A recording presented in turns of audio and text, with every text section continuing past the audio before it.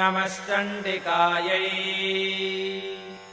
ॐ श्रीदुर्गायै नमः। अथ सप्तश्लोकी दुर्गा।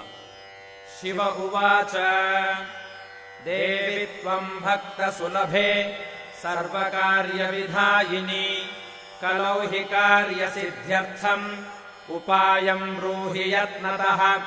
देव्युवाच शृणु देव प्रवक्ष्यामि कलौ सर्वेष्टसाधनम् मया तवैव स्नेहेनाप्यम् वा स्तुतिः प्रकाश्यते। ॐ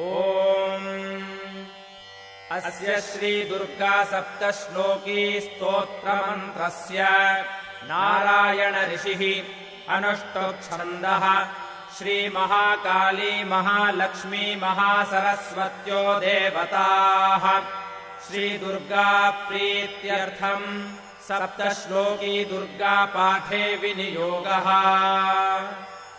ॐ ज्ञानिनामपि चेतांसि देवी भगवती हि सा बलादाकृष्य मोहाय महामाया प्रयच्छति। दुर्गे स्मृता हरसि भीतिमशेषजन्तोः स्वस्थैः स्मृता मतिमतीव शुभाम् ददासि। दारिद्र्यदुःखभयहारिणिका त्वदन्या सर्वोपकारकरणाय सदार्द्रचित्ता। सर्वमङ्गलमाङ्गल्ये शिवे सर्वार्थसाधिके शरण्ये त्र्यम्बके गौरि नारायणि नमोऽस्तुते।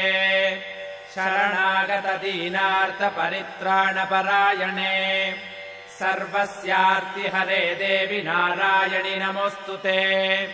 सर्वस्वरूपे सर्वेशे सर्वशक्तिसमन्विते भयेभ्यस्त्राहिनो देवि दुर्गे देवि नमोऽस्तुते।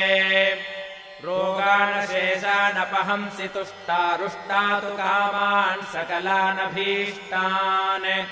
त्वामाश्रितानाम् न विपन्नराणाम् त्वामाश्रिता ह्याश्रयताम् प्रयान्ति।